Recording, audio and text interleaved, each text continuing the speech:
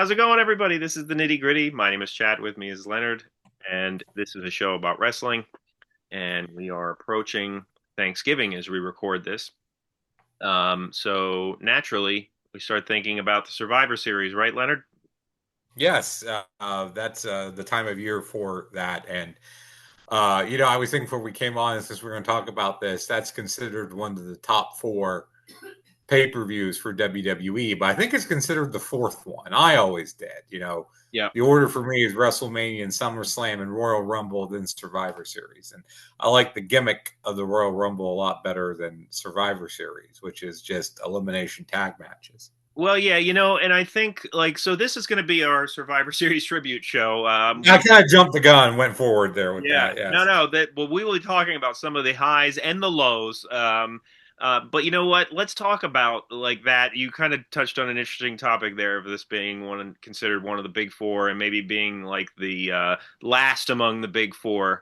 And I think one of the reasons for that is, and I would agree with you, is that you look at WrestleMania and the Royal Rumble and SummerSlam. They all had structures that have been pretty consistent over the years. Like you know what to expect from those three events, and you get what you expect. SummerSlam and WrestleMania are kind of two sides of the same coin in that they are really big events where storylines culminate. The Royal Rumble is, the start of the road to WrestleMania, as they would like to say. Survivor Series started out as a Thanksgiving show that was certainly, and other podcasts have talked about this many times, it was certainly made as, counter programming to what the NWA was doing. Yes, because Starrcade used to be on Thanksgiving, and then it Right, was moved to Christmas because of the Survivor Series programming, right. and that was part of Vince McMahon, strong arming the cable companies and the pay per view companies, and trying to program against what they were doing. Right, exactly. And so so its origins aren't exactly of a super positive note, if you would ask me. It was more of a competition thing, and they started out with these 5-on-5 matches, elimination matches, and for better or worse, I liked those types of matches. I thought that Mhm. they worked really well as, these special types of matches that you didn't see very often. You saw them once a year at Survivor Series. Um, And you talk about the gimmick of the Royal Rumble, but the gimmick of Survivor Series, there have been Survivor Series where there haven't been any Survivor Series matches. right, Or at the very least, those have been a complete afterthought. They're one on the undercard because, oh, I guess we have to have one. But right, imagine a Royal Rumble with no Royal Rumble. exactly. And that's Right? another. You're not going to do that. So I think that's another knock against Survivor Series. It's gone quite a ways away from its origin point. And I think the idea is they still want to make it special with air quotes. Uh, but that every year it seems to be, this is just another PLE now on the Yeah, schedule. and yeah, all the things you touched on there are absolutely correct. They haven't remained consistent, and either they don't have some of these types of matches some years, or like they would kind of water them down, or even when they air quotes tried to make them important again, it would be a competition storyline that nobody actually cared about, and Right. it would be like Raw versus SmackDown for several years. And then they right, do like a triple threat Raw versus SmackDown versus ECW at one point. That was a right. total cluster. Yeah, and like I mean, so it didn't have the same sort of, you know, carefree attitude that the first ones had, which is, you know, these top heels and baby faces are getting together and they're getting their friends together and they're just going to have a good old fashioned match against these other guys, and like it didn't have to be monumental and super important. It was just this special type of match. And I personally loved the year that they did the Survivor match at the very end. Oh, the Ultimate Survivor match, right? Yeah, yeah, I thought Yeah. that I was always thought it was funny that once they had that, they still grouped the heels and the faces together. right. So it And wound up being 5-on-3 or whatever. that's probably why they didn't continue it. There's obvious Yeah. like issues that probably needed to be worked Yeah, out. like it would make would it make more sense just throw all the names in a hat and draw equal sides? That probably would have made more sense. Absolutely. Yeah. So yeah, so let's start the first part of our show here. We're going to do sort of a fantasy booking, short Mhm. fantasy booking, and that is we're going to go back to 1982. That is 5 years before Survivor Series started, and we have each compiled our own match. As Mhm. we're going to do a standard 5-on-5 Survivor Series elimination match with the roster as it was in 1982. Could we have made it work, and what would that have looked like? Mhm. And And did we come up with the same thing? well, you know what? I probably similar, but maybe not exactly the same. So, on that note, Leonard, I will let you go first with the match you put together. Okay, so again, trying to look at the A2 roster and thinking logically, I have the heel team of Mr. Fuji, Masa Saito, Alpha Sika, and Jimmy Snuka with Captain Lou Albano as the manager versus Chief Jay Strongbow, Jules Strongbow, Pedro Morales, Ivan Putski, and Bruno Sammartino. So Vince McMahon Sr. was very big on ethnic representation. So that's kind of an easy line to draw here. You have the evil foreigners, the Japanese, and the Islanders against your Native Americans and also your Puerto Rican American, your Polish American, and Italian American as your faces. Now, a lot of people would say, oh, Jimmy Snuka, he's a face. He did turn face in 82, but was originally managed by Captain Lou Albano and had a feud with Bob Backlund. So playing with the timeline a little bit, I'm going to keep, Snuka with him because that just makes the most sense for what I want to do here. Fuji and Sato were feuding over the tag straps with the Strongbows and would trade those over the years. So I do admit that my face team is probably has a lot more star power than the heel team does. I would probably have Morales and Sammartino as the ultimate survivors here. Morales was the IC champ at the time. Sammartino was already a living legend at the time. Originally, I was going to use Tito Santana instead of Putski, but when I looked it up, I found that Tito was actually in Georgia in 82. He didn't come back till Okay. 83. And of course, Tito and Pedro were tag champs at one point. So I think this would be pretty easy to set up, and it feels like a special match for a Madison Square Garden show of the period. So, and an elimination tag match in and of itself wouldn't be something crazy for these guys to have. So I probably would have had a month where you kind of had these guys interacting with each other, and then you come back with this match. And I almost booked the whole show because I was thinking, oh, well, I bet you Chad probably used Bob Backlund or wanted to use Bob Backlund. And I was thinking, well, he was feuding with Billy Graham at the time again. Maybe we'll just have that as the main event. So I almost booked the whole show, but I stopped.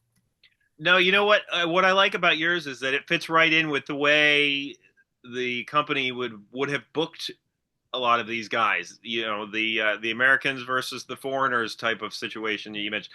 Like, yours makes sense in that that's probably what you would have seen if an actual match of like that would have been on paper. Mm-hmm. So I like that. I think that it's very logical and makes sense. Thank And you. mine makes less sense All when. right. Yeah, so it's good that we didn't do the same thing. I just tried to do kind of an all-star face versus heel type Mm-hmm. situation. And I had texted Leonard while we were looking at the roster for this era. And I'm glad I've never really clicked on this tab before on this website we use for the rosters is the Mm-hmm.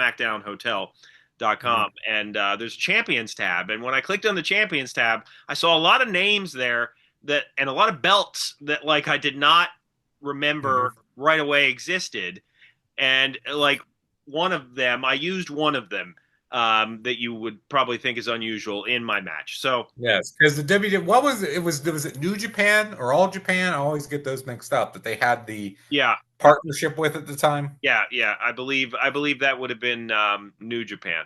New Japan. Okay. Yeah. So my match is Bob Backlund, Pedro Morales, Antonio Inoki, Andre the Giant, and Ivan Putski versus Superstar Billy Graham, Jesse Ventura, Masa Saito, Pat Patterson, and the Crippler Ray Stevens. Okay. I will mention Patterson was primarily working commentary at this point, but Okay, well. Because I did notice that the Blonde Bombers were listed as a tag team, but I don't know that they were active. But I mean, Patterson could still wrestle. I think he did wrestle after this point from time to time. I just don't think he was primarily active at all the time. And also interesting that you use Ventura, but not Adrian Adonis, who was his tag partner at the time. You use Saito, but you don't use Fuji, who was his tag team partner at the Well, time. that was mainly because of like kind of a looking at it in retrospect. Like who is the bigger name? Ventura was Mm-hmm. the bigger name. Who is the bigger name in the tag team of Fuji and Saito? Well, Fuji was obviously a very known manager, but Masa Saito was a star in Japan and had feuded Mm-hmm. with Inoki on a very big level. Like That makes sense. I Yeah. believe it was them who had that Mm-hmm. 3 hour death match on an island. So Oh yes, yes, we talked about that before. Yes. yeah. So that's Yeah. why I used Okay. you know, you had mentioned the star power of the faces versus the heels. Like there's so many faces when you look at the roster then that are names that you will recognize and be like, oh wow, like that person. But the heel side is significantly less like wow factor, in my Mm-hmm. opinion. And it just goes to, you know, everybody knows that WWF and WWF were champion territory, space champion territories. And Right, right, right. this really, like, when you look at the roster, you're like, well, obviously it was because the heels that you look at, like Billy Graham was well past his prime at this Yeah, point. this was Karate Master Billy Graham. Right. Yeah. So he had lost a lot of definition, bald head, mustache, karate pants. yeah. And so, like, I tried to do as much of an all-star situation as I could. Obviously, I think I would have the faces be the winners here. Maybe have it come down to Bob Backlund and Pedro Morales as the survivors, as that was the WWF heavyweight champion and the Intercontinental champion. I think it would have been Mm-hmm. interesting to have those two as survivors. Even if you're going to have them be buddies, you could have them in a situation where they're competitive, you know, at the end or something of that nature. You could have gone any direction there, but I would have the faces kind of dominate. And you didn't use Bruno. No, I didn't. You know, again, you know, Bruno is probably a little bit past his prime. I could have used Bruno, but Bruno and Backlund, you know, No. Yeah. Well, that's probably one reason why I went Bruno over Backlund. Again, my idea was Backlund would be defending the title at the top of the card. But yeah, I get what you're saying. I think I use more logic where you just went with name value. yes, yes, which is Yeah. good. The good that we Yeah. didn't have the exact same thing. Mhm. So you know, you could do that probably any year, but this year that we selected, I Mhm. selected specifically because it was 5 years before. Yeah, that makes sense because that's almost a roster overturn. If you look between Yep. 82 and 87, and predominantly between 84 and 85, when Vince Jr. is starting to, because Vince, when did he buy the company? Was it 83 or it was late 82? Somewhere I think around this era, it yeah, was. I want to say it was 82, but he didn't really start going crazy till his dad died, yeah. if memory serves. So, but yeah, it's interesting to say between a 5 year period. I mean, some of the same guys were still there. Again, Bruno was doing commentary. I think Pedro might have moved to doing Spanish commentary by that point, or Yeah. Pedro was still around. So it was interesting to see Jimmy Snuka. I think had left and came back and left and come back so many times. So, but no, it's interesting to look at that roster and seeing how many of those guys had either moved on to commentary or who had retired or moved out. I think based on the match that you put together, like these guys would have fit into that mold very easily, especially somebody Mm-hmm. like, in my opinion, Backlund, who was known for having these long matches where he was the, you know, the face champion who was, you know, very obviously physically fit and had a lot of endurance and stamina and all Mm-hmm. that kind of stuff. But, you know, he had a lot of like, you know, lengthier battles in the ring. And I think that this type of match where he's the survivor at the end would have lent itself to already how they were trying to portray him. So, Definitely, this match would have been long. It would have been more than a half hour at least. yeah, It would have been very long. It would have been a lot of time before the first elimination and then time between the eliminations. yeah, absolutely. So let's shift gears. We're going to be going over some lists here and what we think of said lists. Mm-hmm. Let's start with and these are lists that we found on sportster.com. Mm-hmm. We're going to be going over the worst and the best Survivor Series matches here. So let's go over some of the worst matches here first, Leonard, and see which ones you remember. Team Raw versus Team SmackDown, ladies, from 2008. This match was 9 minutes and 39 seconds. They sprinted through 9 eliminations in under 10 minutes, basically to get it out of the way as fast as humanly possible. So, Well, this was the point where they were just getting the women on the show to get the women on the show. And if you yeah. look at any of the shows during this period, there was usually multi-woman matches where you had 6 men's and 8 men or 8 women tags just to get them on there. Who was all involved in that? I can probably tell you. I could probably just guess. This was what, like, the Jillian Hall, Beth Phoenix, Gail Kim, Maria, Maria Molina. yeah, like that era of people Yes. for sure. Okay. Yeah. So the next one, and I forgot that this happened. The Rock 25th anniversary battle royal from 2021.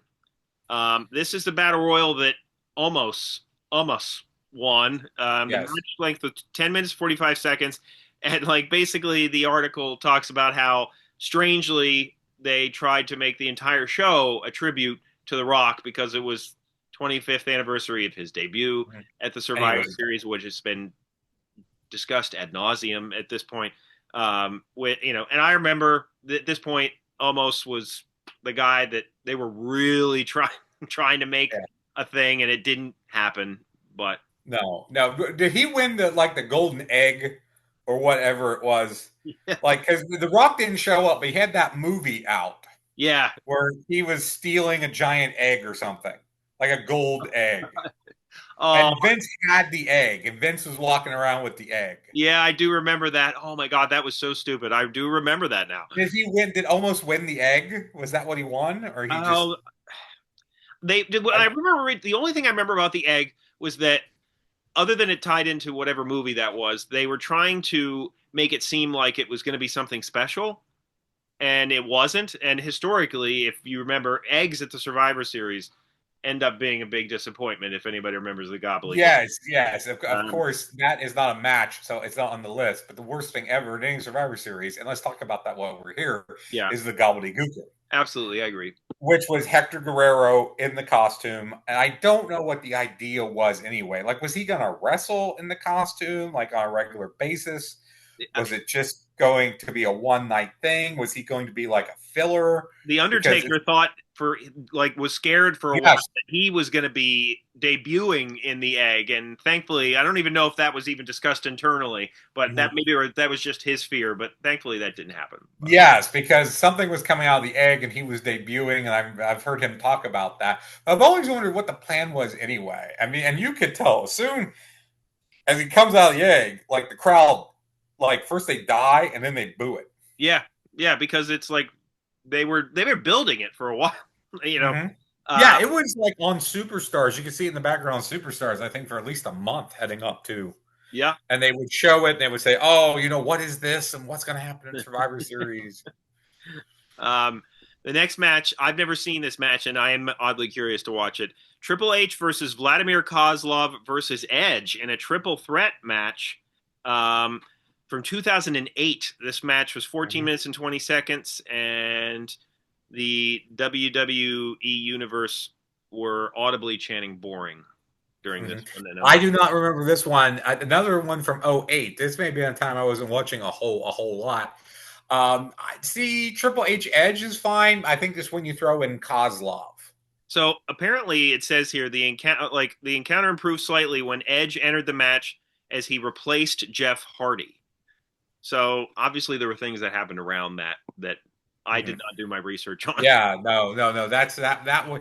That is one that I'm gonna guess it was throwing Kozlov in there that probably derailed things. Or if Edge stepped in that night like a last minute thing, it could just be he wasn't ready to do that. Right. He wasn't part of the game plan. Next one, Big Show versus Big Boss Man, Midian, Prince Albert, and Viscera. That is from 1999, and it was 1 minute and 27 seconds. What was that? Was that 1-on-4 handicap match? What was that? Yeah, it was.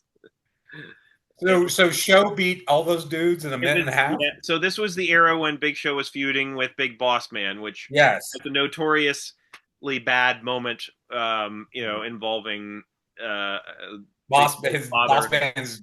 Yes, it was Big Show's dad, and that boss man stole the casket, and Yeah. Big Show is like riding on the casket as it's being whipped through the cemetery. Yes. The next one we have here is Team Raw versus Team SmackDown from 2017. Uh, this was 33 minutes and 20 seconds. In this match, you had Triple H, Shane McMahon, Kurt Angle, Shinsuke Nakamura, Finn Balor. There was, I think, Braun Strowman was out there, and I vaguely remember this one, but note how we were talking at the top of the show about the Raw versus SmackDown, how they they kind run of did that together, to do it, and they all run together, and how nobody really cares. right? Because they kept trying to, and maybe they're doing it less now, but they kept Mhm. trying to make the brands a thing where you Yeah. were really invested in which brand was going to win or have the best guys. No one, Well, I think it was them trying to recreate that competition that they had right, with WCW. right, That there was that when that went away, they realized that there was this vacuum, and they were right. saying, "Well, we have to create competition," but it's dumb. I'm not going to be here wearing a red Raw shirt and you're wearing a blue SmackDown, and oh, you like SmackDown? Who's going to do that, Right. right? Absolutely. Next one, Undertaker versus Kamala, 1992, 5 minutes and 27 seconds. I'm sure that you remember this one as casket match, by the way. Mm-hmm. Yeah, No, vaguely do. The Undertaker, if you go and look, man, he had a lot of stinkers for opponents, especially early on. yes, for sure. I don't remember this one at all either. God, this was during some of the 2010s. That whole Mm-hmm. decade, I did not watch a lot of. Um, Total Divas versus the True Divas from 2013, 11 minutes 29 seconds. Yeah, So that'd JoJo be what? and Eva Marie were involved in this. Okay, well, I would assume because I mean, I never watched Total Divas, but I saw the commercials. I know it was the Bellas and Natty Neidhart and her sister, and Yeah, were involved with that. yeah. The next one from 1994, The Royal Family versus Clowns or Us. That's my number one worst match. That would be the number one on my list because and I went back and watched that because I thought we would talk about it. And the problem is here is that they're basically making fun of little people. It's okay to do a comedy match, Right. but the fact that the entire comedy is based on, oh, look at Jerry Lawler with these little wrestlers and look at Doink with these little wrestlers dressed up like them. Ha ha ha, isn't that funny? That is and again, there's no like real wrestling and these guys could wrestle. Little people wrestlers can wrestle Absolutely. and certainly can. A lot of them can. Same thing with the with uh, I don't want to say full size, but regular size people. And they weren't allowed to do that here. So that to me is really the worst one. And it's a traditional Survivor Series match. So I think if you're saying worst ever Survivor Series, I want a traditional Survivor Series match. Yeah, yeah, absolutely. And then our, well, I guess it's not our. No, you're up to two, I believe. Yeah, it's not the one that's. I forgot. I did miss this other one. But the next match is Eric Bischoff versus Teddy Long from 2005. I thought that was the number one on that list. Yeah, I thought it was number one too. It's not, but Oh. wait, we'll get to the number one. Okay, well, that match I did go back and watch since you had mentioned that too. Yeah, it's and bad. I didn't think it was that bad because it does no. it does what it intends to do. So you had Bischoff and Long for quite a while butting heads as being the rival GMs of SmackDown and Raw. I mean, you've got to end that somehow, unless they're going to be proxies for other people in their roster. Put them in a match. It's 5 minutes long, or 5:23. I think I looked. It was. Long can't wrestle. Bischoff beats him up with karate. Boogeyman comes out. But that's not what happened in the match. Eric Bischoff gets him in a sleeper hold, and then the shenanigans happen with what was that guy's name? Parker Munson, the executive from Maybe I watched the wrong match then. The one I watched. Maybe I Eric watched the wrong Bischoff match. tries to do karate. He tries to do a couple karate. I saw Bischoff doing karate, and then Boogeyman comes out. Yes, the boogie. Yeah, but we watched the same thing. The boogeyman Yeah. comes out, and I mean it. God, and so this match, like a lot of people will say, this is like one of the worst matches in Survivor Series history, and like, but it was put where it was because this is something that WWE did more blatantly, I think, than other promotions did. Everybody tries to structure their pay per view events or their big events so that you know there's certain matches that may offer a little bit of a reprieve, before some of the main events. And that's why this one was put here after John Cena and Kurt Angle and before the main event of the night. So it was Mm-hmm. specifically meant to be this buffer, and like, but it was like so obviously just a throwaway POS match. And I mean the crowd was not having it. I'm sure you noticed that. Yes, yes, per um, se. So I don't know. When I went back and watched it because you said to, I was like, I don't know. It does what it's supposed to do. well, maybe for Christmas, Leonard, I'll get you a Teddy Long shirt. How about that? I would wear a Teddy Long shirt faster than a Bischoff shirt. To be honest, wear All that. right. And one match I didn't realize was on here: Hornswoggle versus the Great Khali from 2007. 3 minutes and 16 seconds. Leonard, Mm-hmm. I assume Kali won that. I don't he remember. did. You know what? That's I get the notion of let's take the biggest guy we got and the smallest guy we got and just put them next to each other. But after the visual, what are you gonna do?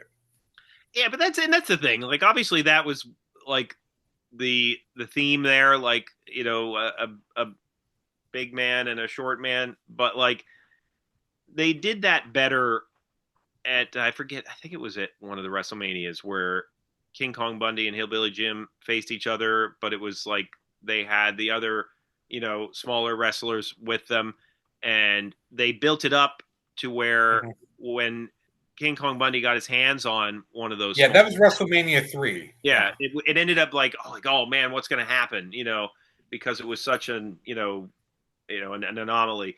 Yeah, Um, the size disparity. Mhm. but in this case, it's like I guess for comedic purposes, you know. But anyway, that is your worst matches list, and some of the best matches. Leonard, I'm sure you'll remember some of them. Um, So, Number 10, Batista versus The Undertaker, Hell in a Cell from mhm. 2007. Yep. I mean, I don't remember all the details. You didn't give me that list ahead of time to look at, but I mean, I remember that being a thing. So there you go. They had a good feud, those two guys. Hmm.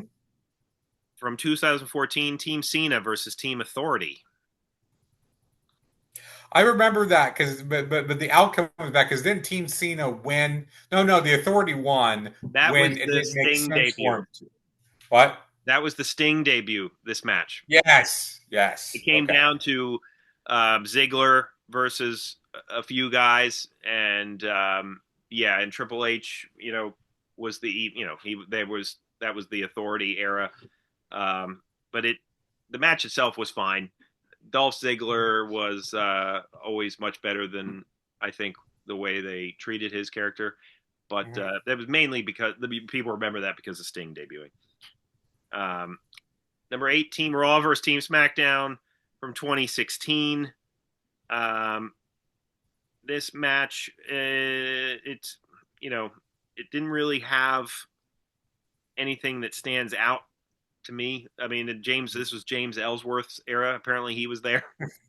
Like, we didn't watch all these matches, rewatch all these matches. But Bray Wyatt would get the victory here for Team SmackDown. So number 7, Team WWE versus the Alliance from 2001. Uh, Okay. I mean, I do remember this a bit because that was the one where like Angle turned and Austin turned and everybody turned and yeah, yeah. So I the mean storyline wise, yeah, it's very memorable storyline wise. yeah, absolutely. That The Rock and Steve Austin were battling over control of WWE. Kurt Mhm. Angle turned, and The Rock ended up getting the win for Team WWE there. Mhm. Um, Number 6, Team Austin versus Team Bischoff from 2003. Mm-hmm. This had, of course, had Austin and Bischoff as co-managers, general managers. Yes, I remember that era. That whole thing offered some, okay comedic moments over the Mm-hmm. course of when it ran.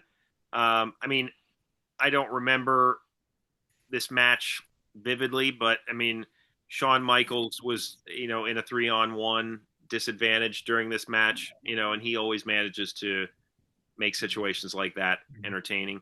Randy Orton would get the victory here after Batista interfered. So, and now we're getting into some of the matches that I remember from more recent eras, because I think that this became low key this one superstar's event, and that is number 5, Brock Lesnar versus AJ Styles.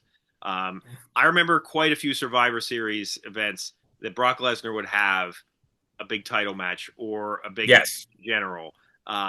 So that's why I say I think it kind of became like his event.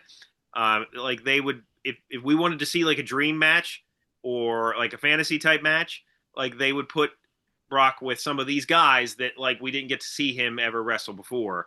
So I remember this one. I remember this one being good. AJ Styles can work with pretty much anybody. Yeah. Number 4, it's funny that one of the worst matches ever and one of the top rated matches ever comes from the same 2005 Survivor Series. Number 4, Triple H versus Ric Flair in a last man standing match. Oh, I remember that. Yeah, that was good. That was right around, when Flair was that part of the retirement angle with Flair, or Uh, right before that? this was like, But Flair got a second wind, really, at one point. He was put on some decent matches there, very much like run up to the Shawn Michaels match at WrestleMania. yeah, I mean, they were doing a lot of things where Triple H was trying to get the best out of Ric Flair, but Yeah. that involved Triple H like beating the hell out of him on certain occasions, So they had a pretty lengthy feud, that was kind of on again, off again. But like some of that stuff melds together for me because it always involved like Triple H would treat him like crap and like bust him open and all this kind of stuff. But then just when you thought like, oh, Ric Flair is gonna realize that Triple H isn't the guy he wants to be with, and he needs to help the face that we were all rooting for, he would just go back with Triple H. Like, Yeah. that happened a lot. But yes, this match was decent. I remember it being good. Number 3, Brock Lesnar again, this time versus Daniel Bryan. I remember this one too. Uh, you know, even though they tried to book Daniel Bryan as if he's, this small guy who can't compete in any way with the bigger guys. Like, they tried to make this match logical and make sense, and it ended up being good as a result. Number 2, which you'll remember this. This is the Elimination Chamber from 2002, the one that Shawn Michaels won. Yeah, because originally, before Elimination Chamber got its own pay-per-view, they were using it as Survivor Series because there is a Survivor aspect to it. So I think they did try to do a few things. Yeah, that was a sidebar with the idea of survival. And yeah, that was the first Elimination Chamber. Yeah, right. That it was. And I would talked say about that's probably that the one best one. point. Yeah. Yeah, very good. Now, you have one match left, Leonard. Do you have any idea what it could be? It's Undertaker versus Hogan. No. No, I was being facetious. I knew you were right. I was being facetious. No, I can't think of anything off the top of my head. I wouldn't have thought of this right away because everybody will think of the second match that these two guys had, and that is Bret Hart versus Steve Austin from 1996. This was their first encounter after Bret had come back from injury. And if I thought a little harder on that, I might have thought of that because yes, that is one that I think gets overlooked because of their other match, but was also very good. Yes. Yes, absolutely. All right. So for our next segment here, we are going to discuss what would have happened if you had switched the concept of the Survivor Series with the concept that NWA was using, not necessarily around Thanksgiving all the time, but some of the things that they were doing in the late 80s versus some of the things WWE was doing in the late 80s. And like when I thought about this, initially I thought of it as like almost like what we started with was like kind of fantasy booking, but Mhm. really, we could talk about it in kind of general terms as far as Well, I did do some fancy booking a little bit and thinking who would I would have involved. okay, that's good. That's good. So basically, like if you took like the 1989 Survivor Series, like would it make sense to say, like, for instance, you had the Hulkamaniacs of Hulk Hogan, Jake Roberts, Axe, and Smash against the $1 million team of Ted DiBiase, the Warlord, the Barbarian, and Zeus with Virgil and Mr. Fuji. Could you have put those characters in a War Games match, and like would it have made sense, and what would it have looked like? And honestly, Leonard, I have a tough time imagining the 80s era WWF stars in a War Games style match. Well, here's the thing. I also took 89. And do you know why? Why is 89 the year? I don't know. Dusty Rhodes is there. That's true. Yeah, I noticed that That's when the I year was looking at it. Dusty Rhodes comes over. Dusty Rhodes invented War Games. So I was thinking Rhodes would come over, would talk to Vince. Hey, this type of match would be great for Survivor Series that year. And I was not actually thinking the main event that you had. I was thinking, well, Dusty would need to probably be involved Right. since it's a War Games match. And I was also thinking, so here's your, so let me ask you this. If WWF does War Games, are they using a regular steel cage or are they using a big blue steel cage? And are they doing 2 rings or one? So, I mean, gosh, in my head, I would love to see a double ring, double blue steel cage. Like that seems like a death trap written all over it. Like, That is exactly what I was thinking because they had such big dudes that you couldn't have them in 1 ring. So you have to have 2 rings. yeah, And they were doing the big blue steel at the time. I think they only had one cage though. So you would have to make more side panels. yeah, Uh, it actually would be funny if it was like half blue and then half like a regular cage. that, yeah, like because they just didn't have any money for anything else. They were out of side panels, but that's what was my head was 2 rings, double blue steel. So what I was thinking is that Dusty would bring it over. So of course Dusty would want to be involved. And who would Dusty grab to do this? People he knows. So you had Ronnie Garvin was there Yeah, from the NWA. So I think he grabs Ronnie Garvin. The road. Too bad the Road Warriors weren't there because he would grab the Warriors. But I'm right. thinking instead it would be Demolition and probably Axe and Smash. And then for that other slot, I'm thinking he would either get Duggan or Hercules. Hercules. That's what I think. Yeah, Hercules was face at this time. Yeah, like so when you approach from a logical perspective, that makes a lot of sense. Although I will say, Polka Dot Dusty and NWA Dusty honestly seem like two different people to me at times. Like, Yes, just true. So then, who would they face? So again, and one thing that is very natural here is that the WWE at the time had a lot of stables, even though they didn't consider them that way, but it was more like families or like the yeah, Heenan family or one guy who managed a bunch of different dudes. And I right, always thought it was odd that with Survivor Series, a lot of times the teams would have like 4 or 5 managers, not four, right. but 2 or 3 managers out like ringside. So, for example, like I think the Heenan family makes the most sense because you have the Brainbusters, you have Arn and Tully. I think Tully had left. Again, we're playing with the timeline a little bit, so you can say that Tully was still there. So Arn, Tully, Haku, Andre, and Rick Rude. I mean, so some of those guys, I think it like I can picture them in that style of match. Like obviously, people like you know, like thinking about some of the other guys who came up from Mid South and had some of those more brawling style matches, Mm-hmm. like DiBiase and Duggan you mentioned. I could picture them kind of adapting, but again, like similar to Polka Dot Dusty versus NWA Dusty, $1 Million Man and Yes. Ted DiBiase seem like two different people. Right. Like, And Duggan was way more stupid in WWF. oh yeah, yeah. He was at Mid South. So, and then I thought Jimmy Hart. So you got the Rougeos, Earthquake, Dino Bravo, and you make Greg Valentine an honorary Canadian. I So like you that. have that going on. And then, of course, and then the only other team I could think of was basically Slick and Fuji would need to get together. So you would have Barbarian Warlord, Akeem Bossman, and hell, Fuji himself could be the fifth. So I think you have a lot of heel possibilities based on the fact that you have managers managing a lot of different guys. So, Yeah. but that was my sort of general fantasy idea. But yes, I also went to 89 because of Dusty being there and Dusty pitching war games to McMahon. Yeah, I mean, gosh, like that connection makes actually a lot of sense. And I was looking at from the NWA side, I was looking at 1989's Great American Bash because that's when they had a War Games match that year. Mm-hmm. And like, obviously, if you take the guys from NWA and put them in a standard Survivor Series match, that's a much easier transition to do. In this, Right.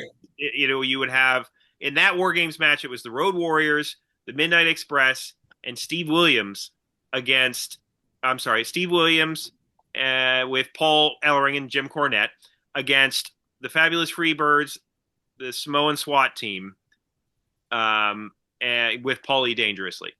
So, like, you can see all those guys doing a regular standard match, but like Yeah. the WWE product at the time was much more geared towards children.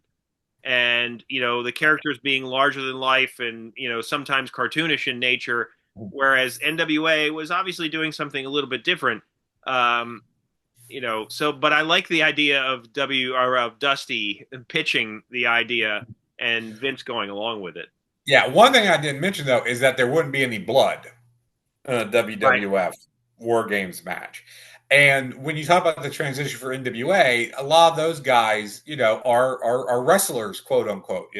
They have work rate, and guys who say like the Road Warriors, you can get them in and out quick. They can Yeah. get eliminated quick. You let the workhorses, you let the Midnight Express carry the thing in your scenario. Now, me, I was kind of looking at it again. We were looking at it as a nebulous late '80s, and I didn't really put a year on this one because, on one hand, you got the Four Horsemen, make a natural Survivor Series team. Right. So again, Arn and Tully again, Ric Flair, and I, would go with the Barry Windham version. And then J.J. Dillon could be the fifth man. He often was the fifth man in the War Games matches for them. And then I also thought of the Varsity Club. They were around in the late '80s. The thing is they never really had five guys. They had five guys, but not ever at any one time. So Right. Not Kevin together. Sullivan and Mike Rotundo were kind of the regular guys who were there for the whole time. But then Rick Steiner, Steve Williams, and Dan Spivey were there at different points. But man, if you could put the five of them together at one time, or even say you bring Scott Steiner in early as the fifth man, Sullivan, Rotunda, the Steiners, and Williams. That's a heck of a team right there. Oh, absolutely. Yeah. And then I'm thinking on the face side, you know, um, I came so I think in War Games, but I also thought of the Tower of Doom match. Oh, see, I am partial to um, triple cage matches. I Yeah. realized that like it was never perfected anytime it got done, but I think that match just from a looking at it like is Yeah. really cool. So the Tower of Doom, you had Sullivan and his allies, and it was and the primary storyline was Sullivan against the Garvin brothers. So my face team would be Ronnie and Jimmy Garvin, Hawk and Animal, and Dusty Rhodes. Again, you got to bring Dusty if you're doing War Games. So that would be my idea for a face team. And again, I'm being very nebulous on the year. Uh, but that's sort of what I thought of there. And actually, what we were talking about earlier in '82, oh man, the face squad has a lot more star power than the heel squad. I think here you find, to me, I look at that, I think the heel squads are better than the face squads here. Yeah, Yeah. I would probably agree with you. Yeah, because after the team I came up with, the Garvins, the Road Warriors, and Dusty, I wasn't sure really where to go. Like, who would be the next 4 or 5 guys I would grab? Yeah, I mean, if you were doing just one War Games match in that era, like, gosh, it seems crazy not to involve Hogan, in some way, especially if you're doing the Heenan family. Like, I mean, that would Yeah, yeah. be If a you're good. doing war games, I think it's either what I'm saying is I think it's easier to book a second war games for WWF during that era than it is to book a second uh Survivor Series match for the NWA during that era because of you don't have enough faces or strong faces. Oh, I see where you're going. To Yeah, me, yeah, yeah. that's what I'm at. But yeah, for WWF, I mean, you could definitely because I gave you 3 heel teams right there. But yeah, Hogan, Warrior, um, I'm trying to think of who would be. Well, by '89, you wouldn't have Strike Force, but you still had the Rockers. Yeah. You had I think you had stronger face names that you could probably do a secondary. The Heenan family versus Hogan and Hogan's buddies. Like, yeah, like having Bobby Heenan trying to take Beefcake, down Hogan. Hillbilly Jim was still around. I Like can't see. I can't picture Hillbilly Jim in a War Games match like that. Just why can't. he's a big old country dude. Like that's like such a cartoonish character. I'm trying like that image in my head just doesn't compute. I involve him getting into the cage, like looking around, like as if he's like Forrest Gump, like not knowing. Well, we didn't talk about this coming beforehand, but imagine like they tried to do war games in like '95.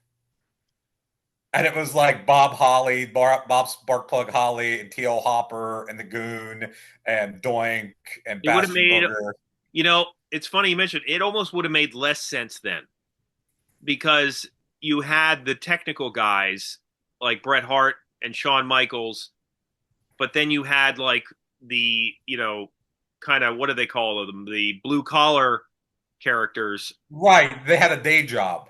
Yeah, yeah. Duke the Dumpster was another one. The Hog Farm or the Godwins. Well, that's what made me think of it because Hillbilly Jim came back to manage the Godwins. It's kind of crazy that Vince never even tried that once, and like kind of transitioning to how we'll close this out here. Mhm. Um, what are your thoughts on the fact that WWE has made because this is Triple H wanted to do it while Vince was still alive, while Vince was still in charge. Yes. But it never happened. But now that Triple H is the creative guy, like he has made War Games the Survivor Series thing. And so what do you think about that overall? Well, let me ask you 2 questions here from my memory. Is it primarily used for NXT? Initially, that's where he was able to start it while Vince was still there.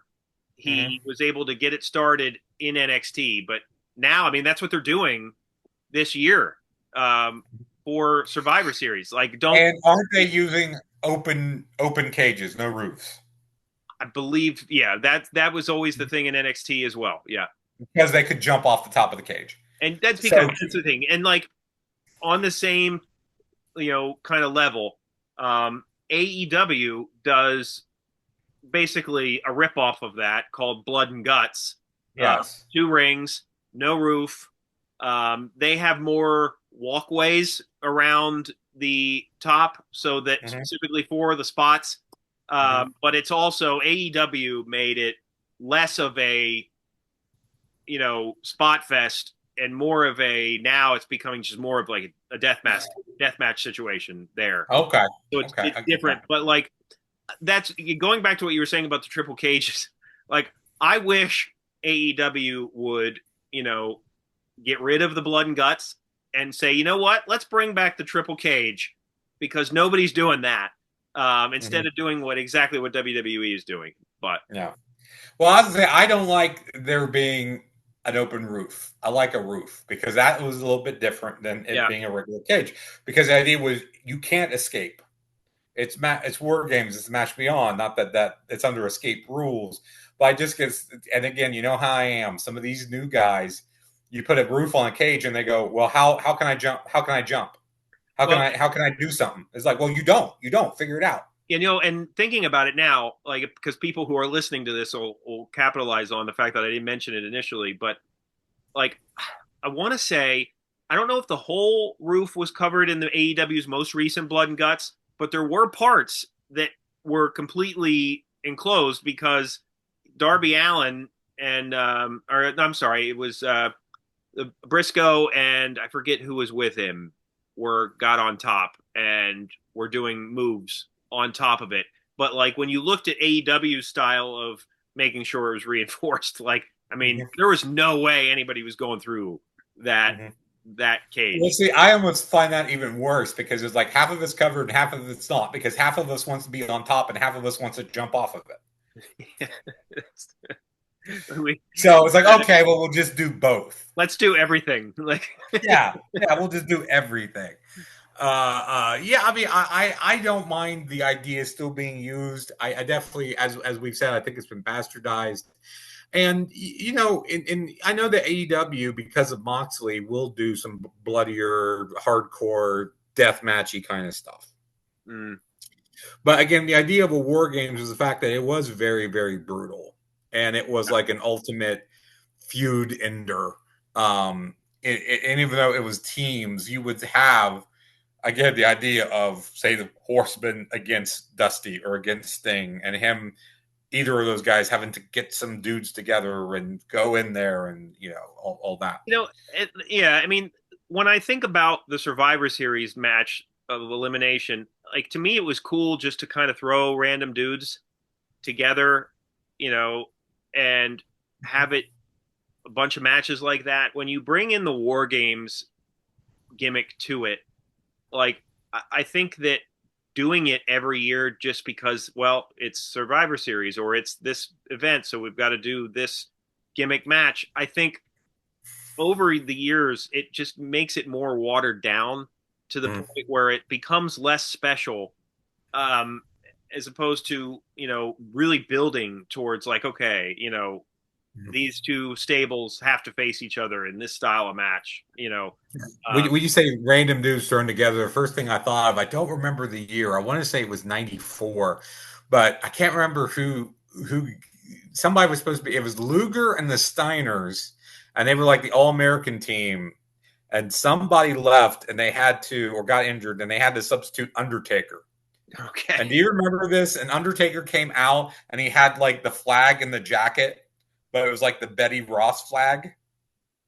vaguely, yes. Yes, yes. He comes out. He's supposed to be the All American Undertaker, be part of this team. And he gets in the ring and he opens the jacket and he's got like the Betty Ross flag in the jacket. And I believe at one time he got asked that on his podcast and he just like rolled his eyes and was like, it was the dumbest thing and I didn't want to do it. And they forced me and you have to. And knowing that wouldn't work. But again, they would put these guys, and that was the thing about Survivor Series too. They all had team names. They Right. were given team names. Remember the year like Duggan was the leader of a team, and they all came out with 2x4s, and they were doing like a synchronized two by four routine. They're doing like a two Absolutely. by fours. Yeah. I love the team names, by the way. It was cheesy and very much of that period, but I wish they My still did favorite was the year that Martel blinded Jake Roberts, and his team was called the Visionaries. that. That was probably the best team name they ever came up with. The model Rick Martel. That was a great character for sure. I just the like exaggerated arrogance like spray thing that he had was great. Yeah, it was Uh, like the atomizer that you go after bugs with. yeah.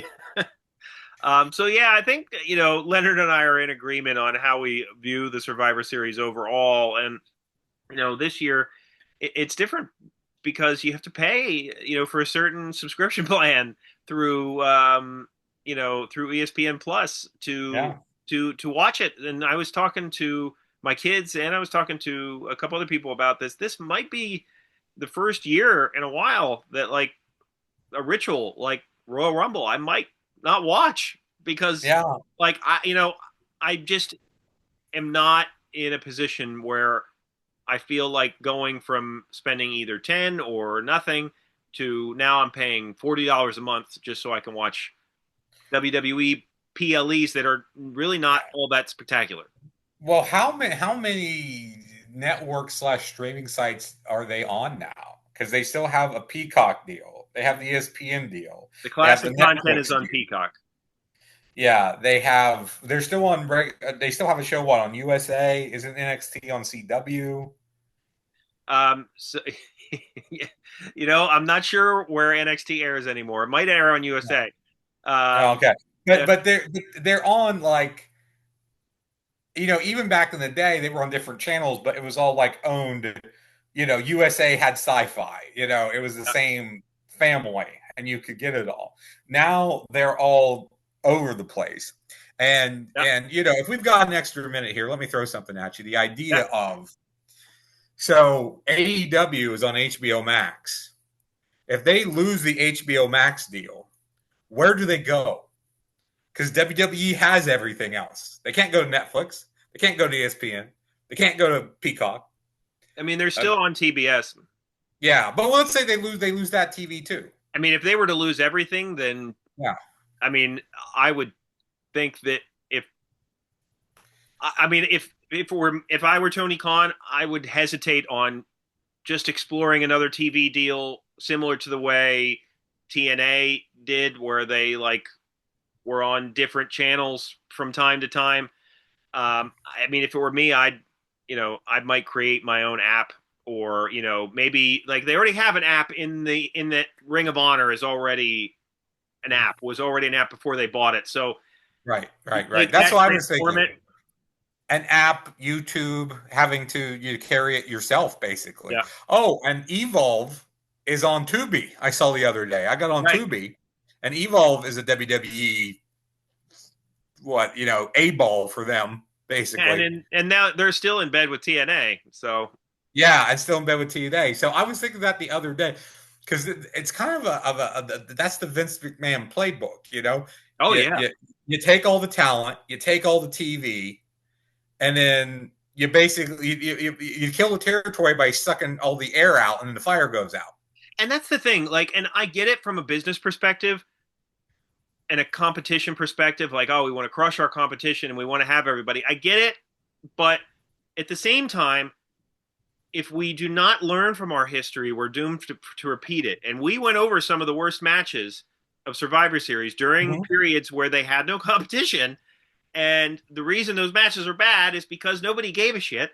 And Mm-hmm. everybody was half-assing it in the ring. And I forget who it was. It Mickey James said, just in general, once on a podcast, I think it might have been the Busted Open one, where she was like, like the talent is half selling and the fans are half caring.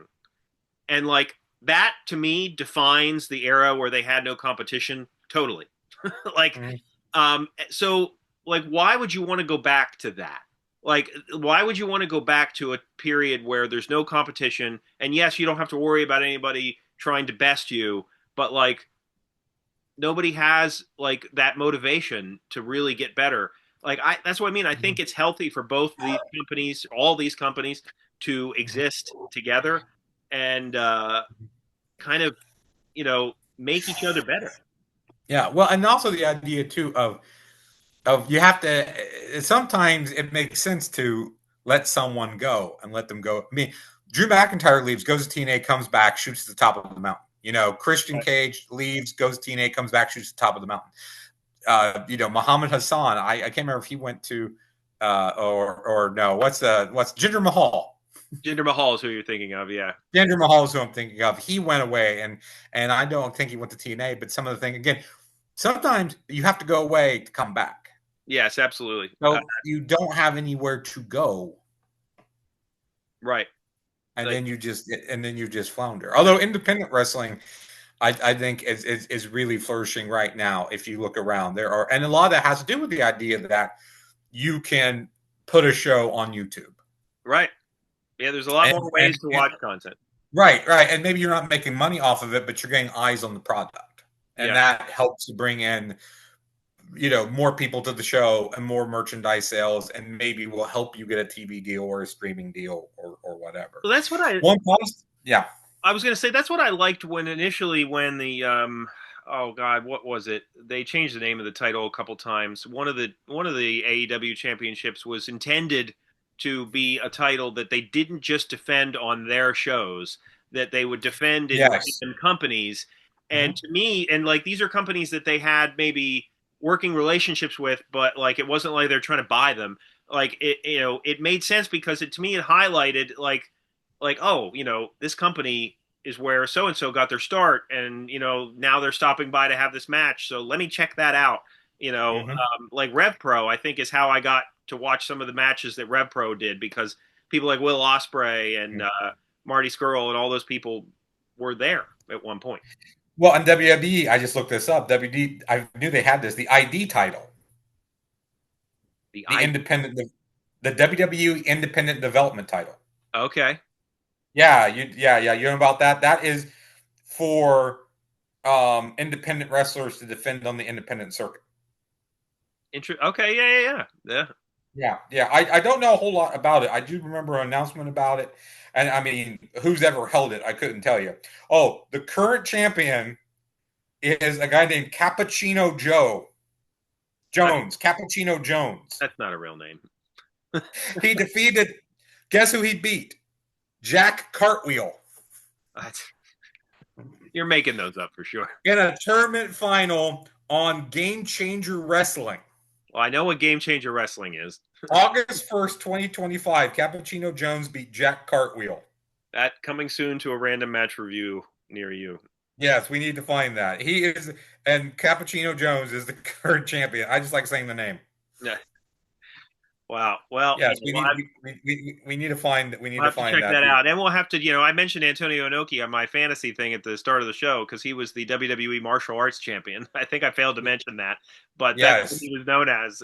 Which we should definitely do a rundown of that title run. Yeah, I don't think he defended it much, but we need to find a match. We need to talk about that and find at least one or two matches to watch. Yeah, and you know what? We also should do a show where we, spotlight, for lack of a better word, I don't know what the proper nomenclature would be here, but where we spotlight some of the, history of maybe the midget wrestling. So, Yes, because there are several companies that's what they do now. It used to be because I've been to some shows that it's just midget wrestling and it is its own thing. Where back in the day, little people and women were a novelty. It was an yeah, attraction. There was one match on the undercard to break things up or to be different. And now we're in an era where little people and women both are sort of can be a regular part of a show or even have their own companies. yeah, absolutely. Mhm. Um, Well, we've gone far afield, so why don't we wrap it up? Absolutely. So let us know what your thoughts are on Survivor Series overall, some of your favorite moments or least favorite moments, thoughts on our ideas for kind of fantasy booking. We tried to incorporate a lot into this show, just in general, because we've done smaller topics with Survivor Series in the past. So let us know in the comments section, hit the like button, subscribe to our content, check out our other videos as well. And for Leonard, my name is Chad, and we will see you next time.